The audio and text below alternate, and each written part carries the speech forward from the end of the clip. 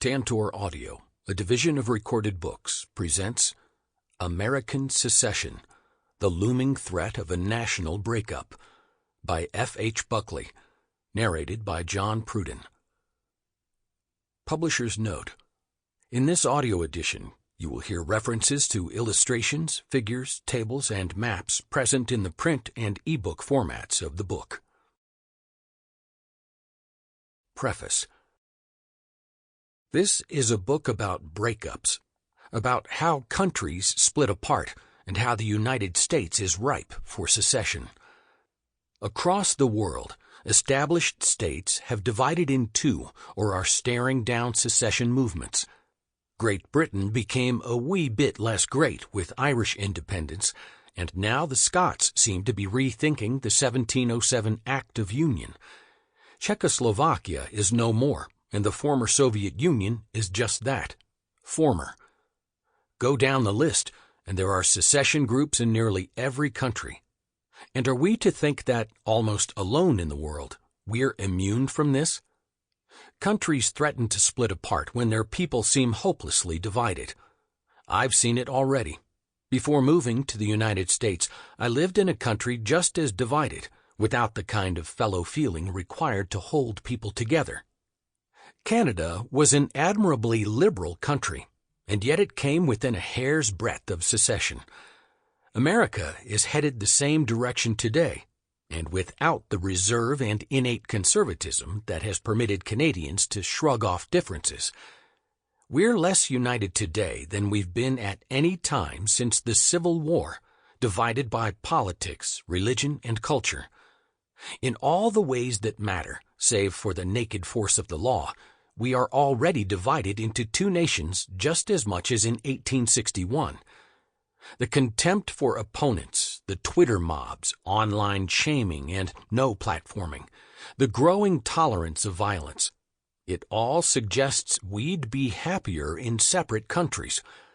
That's enough to make secession seem attractive. But there's a second reason why secession beckons.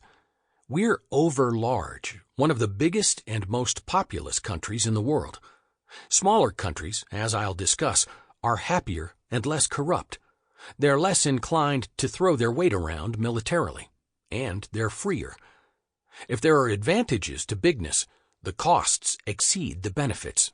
Bigness is badness. It might therefore seem odd that we've stayed together so long. If divorces are made in heaven, as Oscar Wilde remarked, how did we luck out? The answer, of course, is the Civil War. The example of Secession 1.0 in 1861, with its 750,000 wartime deaths, has made Secession 2.0 seem too painful to consider. But this book will explode the comforting belief that it couldn't happen again. The barriers to a breakup are far lower than most people would think, and if the voters in a state were determined to leave the Union, they could probably do so. To begin with, we're far more likely to let it happen today than we were in 1861. John Kerry had a point when he said that Putin, by invading Crimea, was behaving as if it were the 19th century. While the Secretary of State was mocked for what seemed like naivete, public attitudes have in fact changed since 1861. We are now less willing to take up arms in order to maintain the Union and readier to accept a breakup instead. Second, a cordial divorce might be worked out through the amending machinery of a convention held under Article 5 of the Constitution, if all sections of America were good and tired of each other. Secession cannot be unconstitutional when there's a constitutional way of making it happen, through a constitutional convention. Finally, the Supreme Court might revisit its denial of a right of secession. The originalists on the court would recognize that the framers had thought that states had the right to secede, while the more politically minded members of the court might hesitate before ruling secession illegal and permitting the president to make war against a state. Instead, the court could be expected to look northward, to the more nuanced view of secession rights taken by the Canadian Supreme Court, which rejected both an absolute right and an absolute bar to secession. So it's not difficult to imagine an American breakup.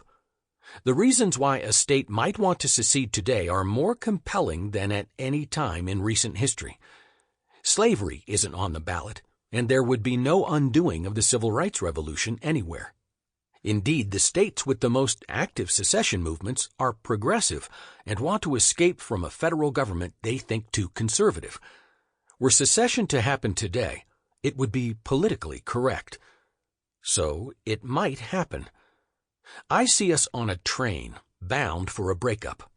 The switches that might stop us have failed, and if we want to remain united, we must learn how to slow the engine. That will take things that have been in short supply lately, a greater tolerance for ideological differences, thicker skin to imagined slights, a deeper repository of confidence in and sympathy for our fellow Americans. These are things we used to have and can learn to have again if we recognize that the alternative is secession. Federalism used to allow for greater differences among the states, and that permitted us to sort out our differences by settling among people with like beliefs. And while federalism was discredited when it sought to excuse racist Jim Crow laws in the South, we've left that world long behind. That is why I propose, as a solution to our divisions and an antidote to secession, a devolution of power to the states, not mere federalism, but the alternative that the British presented to the Continental Congress in 1778 after it had decided upon secession through the Declaration of Independence. It was what Gladstone and Charles Stewart Parnell sought as an alternative to Ireland's outright secession. The solution was Home Rule, and if adopted in America, this would return more power to a seceding state than it possesses now, or ever possessed under American federalism. Part 1 will examine the case for a breakup as a solution to our deep social and political divisions. Split into two countries, we'd probably get along better with each other, and there are feasible ways in which this might happen. Part 2 will then look at secession as a cure for bigness. Smaller countries are happier, less corrupt, and better governed, and we're one of the biggest countries around. Finally, Part 3 will discuss alternatives to outright secession. For while that's a distinct possibility, this book is meant as a call to civility and a warning to those who seek to divide us. Before you criminalize honest policy differences, before you dox your ideological enemies and drive them from restaurants, remember that they have exit options. Part 1. A Cure for a Divided People? We've hit rock bottom. Senator John Kennedy, Republican, Louisiana. 1. One nation, divisible. Meet Don Livingston. He's a South Carolina native who taught philosophy at Emory University.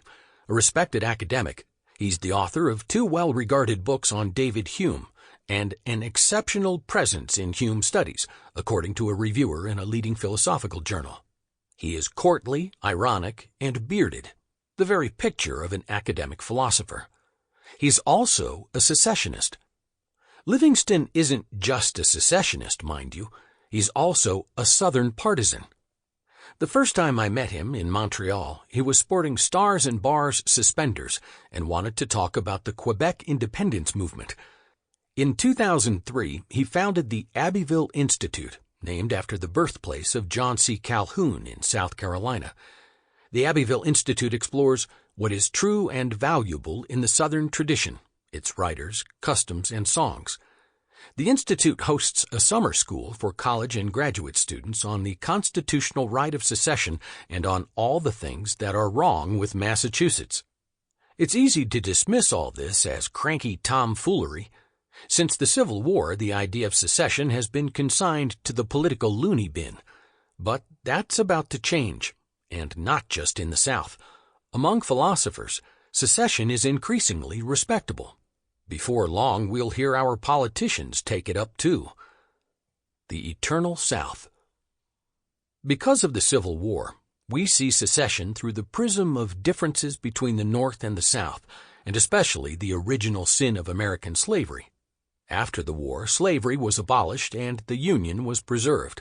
And yet the South has always been different, and always will be. It's an indigestible part of the Union, with traditions and institutions unlike those of the rest of the country. Southerners are more likely to serve in the military, as Robert E. Lee Pruitt did in From Here to Eternity. Their accent is different, the food is different, the music is different, and the manners are very different. They'll smile at strangers and tip their hats to ladies. When their mothers ask if they want a piece of pie, they'll say, "Yes, ma'am." And if you thank them, they're apt to say, "You're welcome," not merely, "Uh-huh." For Southern whites, every home is terra, and every ancestor a Confederate general and the descendant of laughing cavaliers. In a prelapsarian past they cling to all the more fiercely because it is so irretrievably lost.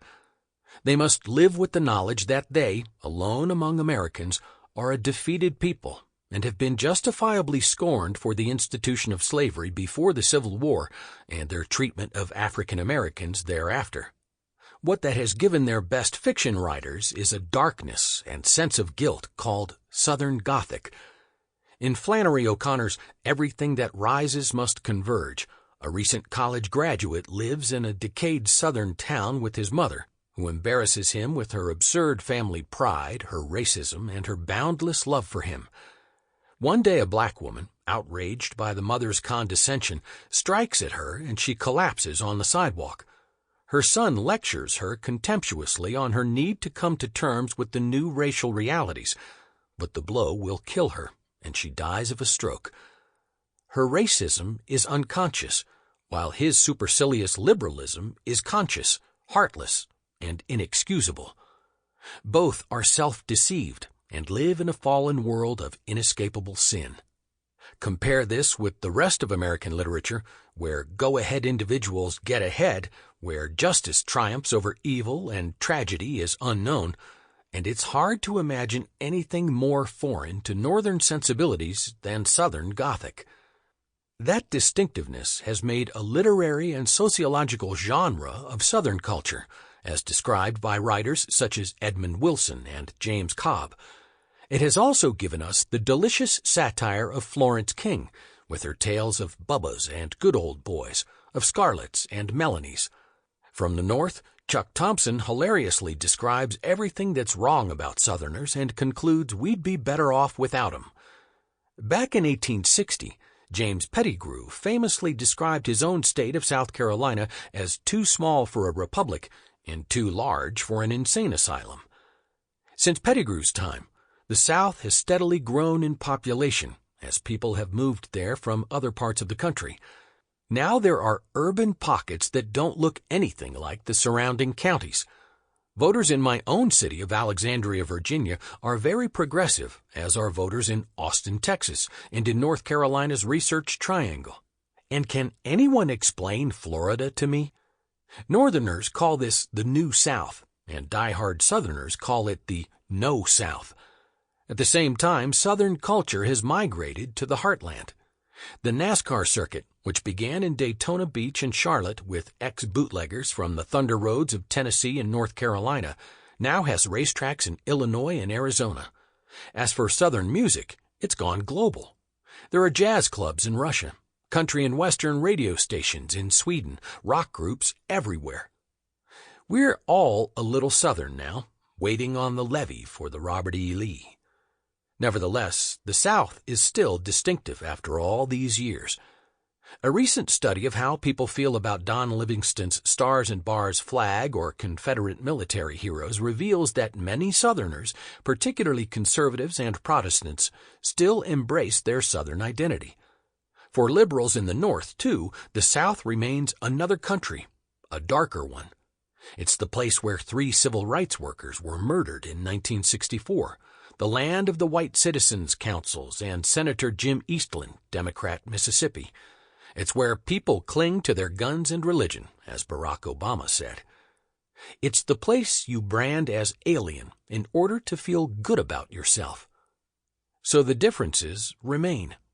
Even when not at war, North and South have been divided, and this has led to 3 different compacts between them.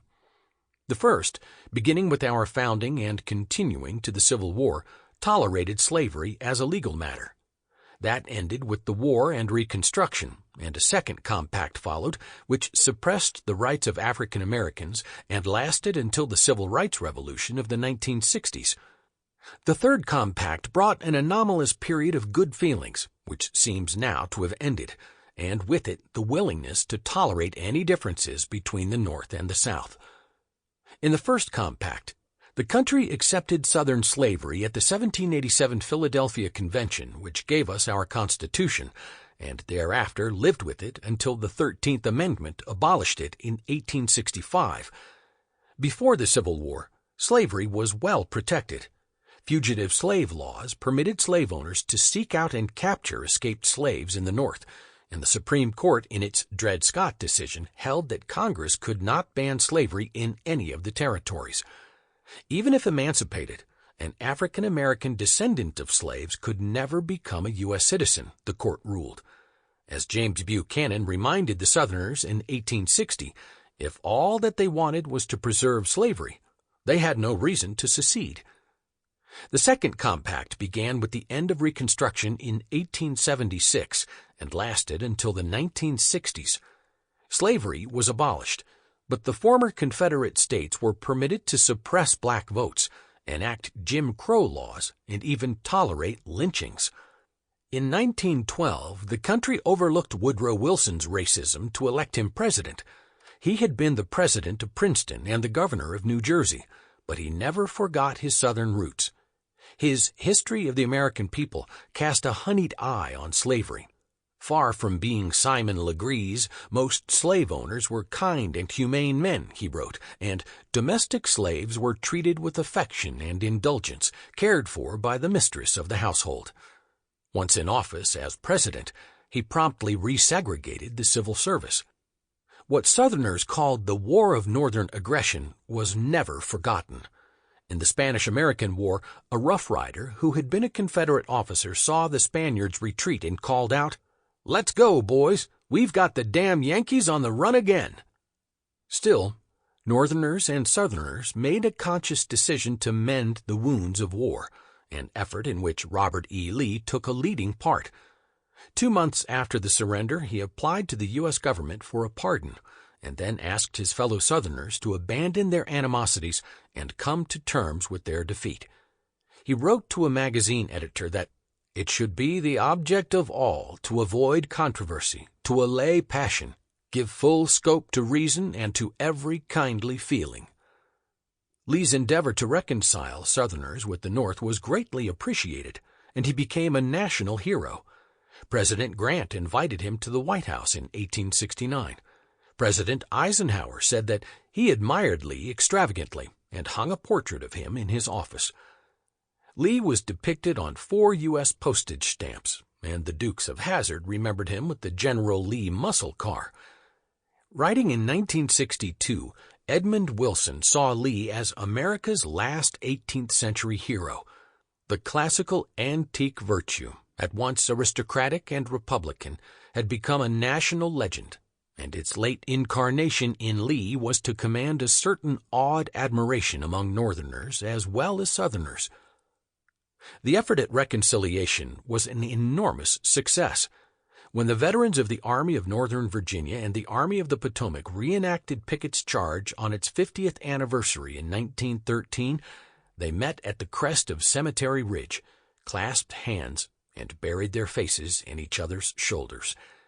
The next morning, President Wilson said to the veterans, "We have found one another again as brothers and comrades, enemies no longer, generous friends rather." Had any doubt remained, the Pledge of Allegiance that children recited each morning at school affirmed that we were one nation, indivisible. Some Southerners invited people to say one nation, divisible, but that never caught on. All this happened at the same time that the country struggled with the task of assimilation, of making Americans out of the millions of immigrants who flocked to our shores. Generations of Irish, Italian, and Eastern European children were taught of our country's heroes and recited the Pledge of Allegiance at school. Bing Crosby treated Protestants to a look at an all-American Catholic school run by Sister Ingrid Bergman in the Bells of St. Mary's, and Christians laughed at Marx Brothers comedies and whistled the songs of Irving Berlin. But one group was left behind and relegated to second-class status, and that was African Americans. There was a trade-off for the reconciliation between the North and white Southerners, and it was the abandonment of Reconstruction and the goal of racial justice.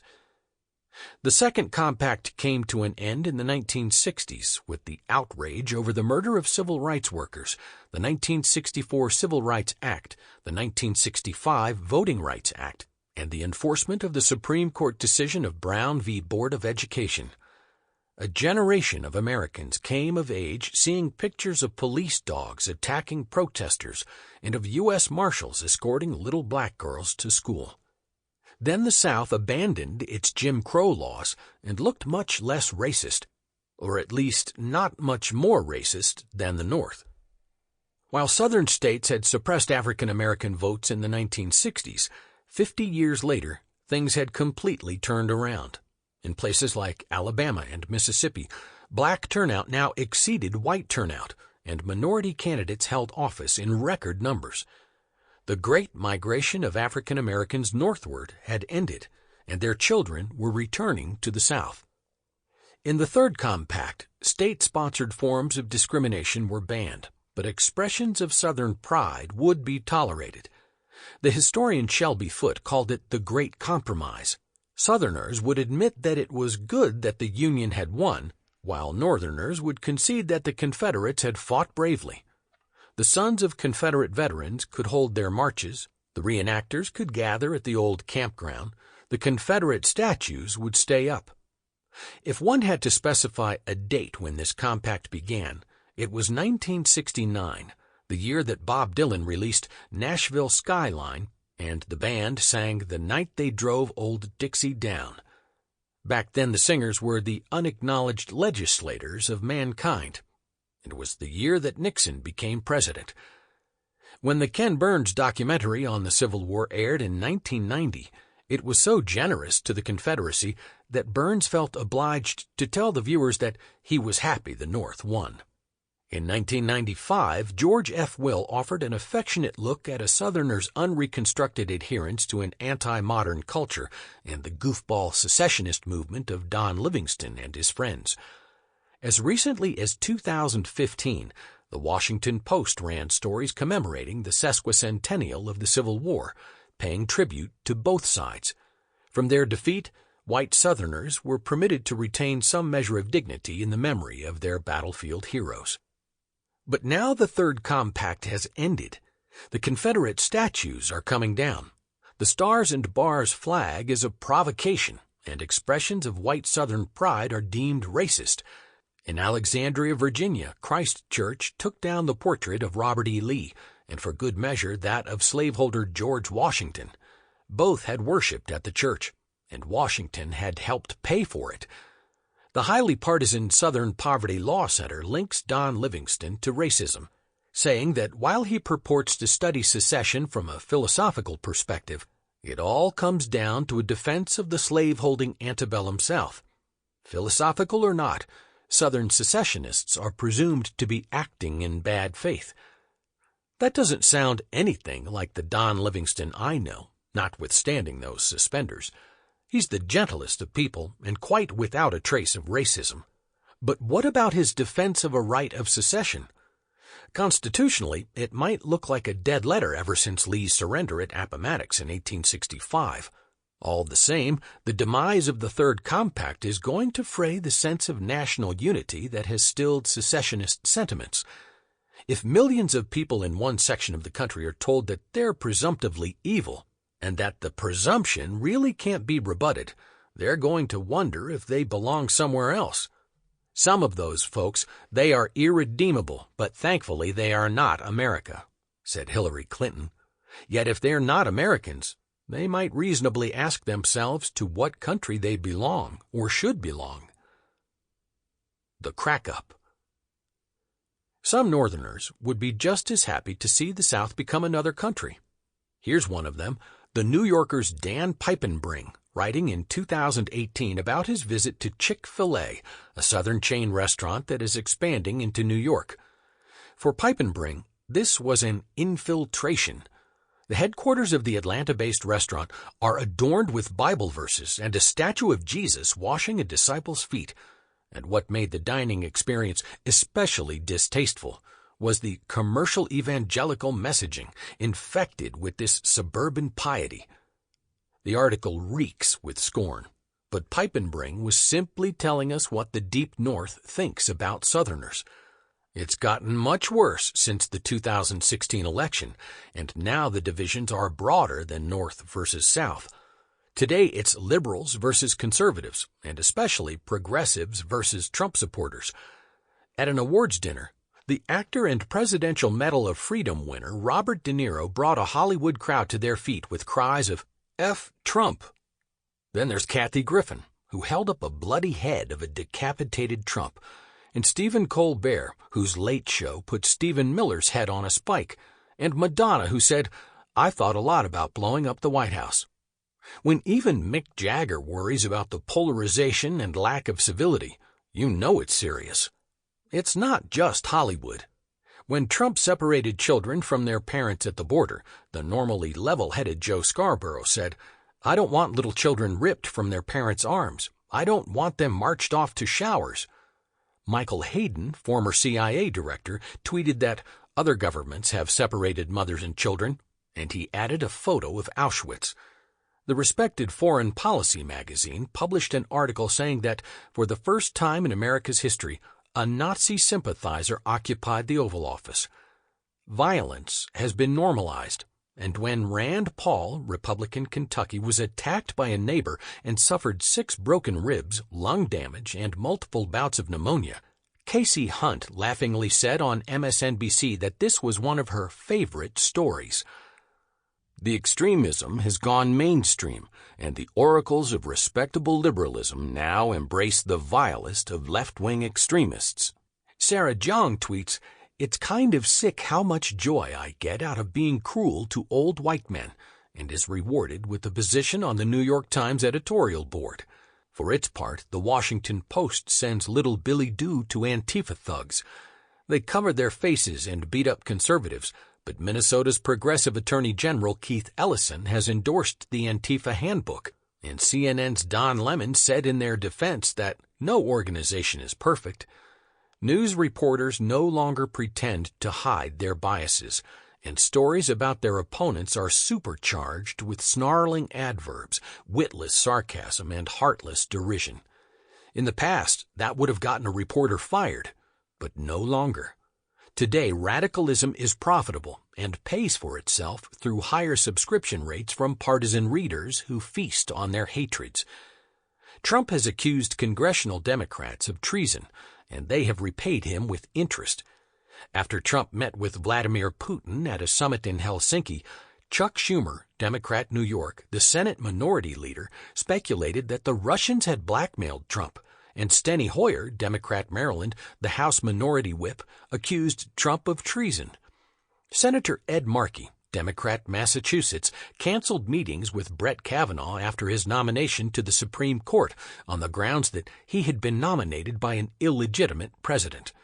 Markey isn't the sharpest knife in the drawer and may not have realized that the military would therefore be excused from obeying Trump's orders as commander-in-chief if that were so. Or perhaps Markey had thought of that. After all, Representative Steve Cohen, Democrat Tennessee, tweeted that the military should mount a coup, as they do from time to time in South America. And why the heck not, if conservatives are the irredeemably deplorable people that Hillary Clinton said they are? If Trump is Hitler, as the Washington Post suggests, then you're a collaborator unless you join the resistance with more than words, too. At a minimum, there's no need to talk to anyone on the other side. We thought it couldn't get any crazier, but the political divide and the breakdown in trust became even deeper after Kavanaugh's confirmation hearings. When Anita Hill accused Clarence Thomas of sexual harassment in 1992, we were permitted to disagree about who was telling the truth. No longer. On the left, fury has been weaponized and moral outrage has supplanted political debate. Hillary Clinton told her supporters, "Sample complete. Ready to continue?"